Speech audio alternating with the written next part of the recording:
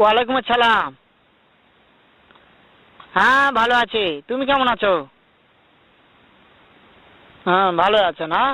আচ্ছা তুমি কার সঙ্গে আছো? ওই মাদার চোদের সঙ্গে। ওই মাদার চোর তো এতই হারামজাদা। ওই শুয়োরের বাচ্চা, ওই তো লটির বাচ্চা। ওই সাওয়াচুদির বেটা মাগির লিসা, এতই মাগির লিসা।